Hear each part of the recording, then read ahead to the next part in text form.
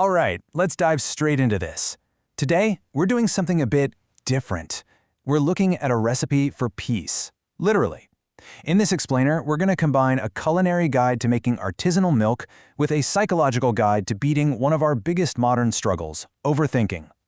As you'll see, processing raw ingredients in the kitchen is surprisingly similar to processing the chaotic thoughts in our heads. So, let's get into it. Okay, so tell me if this sounds familiar. Do you overthink the little things? Because we've absolutely all been there, right? You're just sitting there, maybe in a quiet room, and your brain is just cluttered.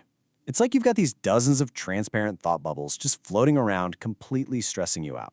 Every tiny detail just loops and loops. But what if I told you we could treat those chaotic thoughts exactly the same way a chef treats a messy counter full of raw ingredients? Which brings us to Section 1, Gathering Your Raw Materials. Now, let's actually look at the scattered raw inputs we deal with every day. On the culinary side of things, we've got fresh, full-cream milk, some milk powder, sugar, and maybe a dash of vanilla essence. Sitting there, these ingredients hold the potential for something really sweet and comforting. But mentally, we've got something entirely different. We've got endless looping thoughts, the pressure of fast-ticking clocks, and just mounting stress. And here's the thing, left unmanaged, both of these just sit there in a raw state. One's a messy kitchen counter, and the other is a totally exhausted, worried mind.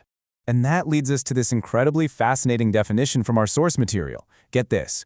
Overthinking is not inherently a permanent flaw. It's not a disease. It literally just becomes a habit of the mind. I absolutely love this framing. Think about it. Leaving your milk, sugar, and vanilla just sitting untouched on the counter, that isn't a finished recipe, right? It's just a state of inaction. In the exact same way, letting your thoughts race on a loop is just a habit. You have the power to step in, pick up those ingredients, and actually start processing them.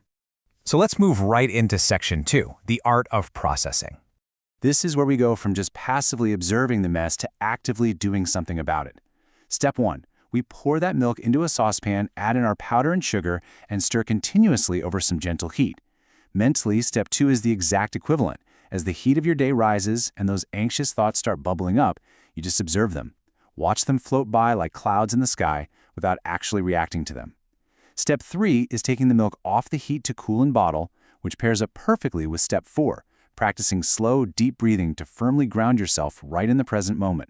You're literally cooking down the stress. Which brings us to this super grounding quote. When useless thoughts come, don't believe them as truth. Just let them pass. I mean, let's look at this from a chef's perspective for a second. You wouldn't arbitrarily toss a giant handful of salt or a heavy dash of existential dread into a sweet vanilla milk recipe, right? No way. So why on earth do we do it to our own minds? You definitely shouldn't let useless, looping worries curdle your mental state by accepting every heated thought as the absolute truth. Just let the steam rise and let those thoughts pass.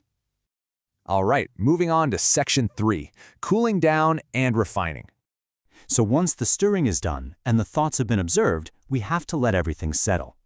Take a deep breath and bring your focus to this moment.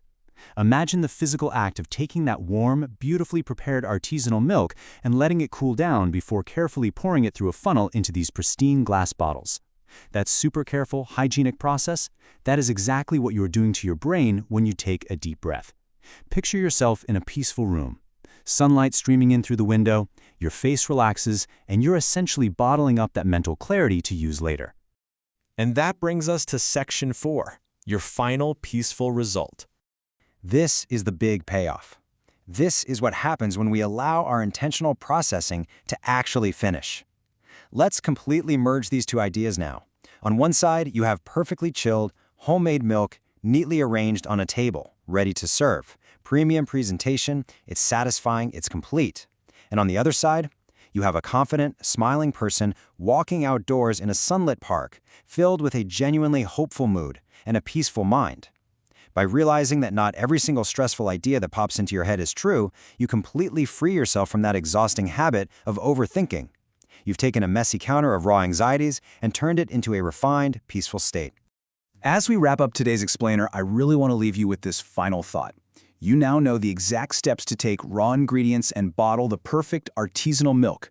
But more importantly, you know the steps to process the raw stress of your day. So what will you do today to bottle your peace of mind? Are you going to take that deep breath? Will you step back and let those clouds pass? Think about it. Thanks so much for joining me on this little journey of the mind and the senses, and I'll catch you in the next one.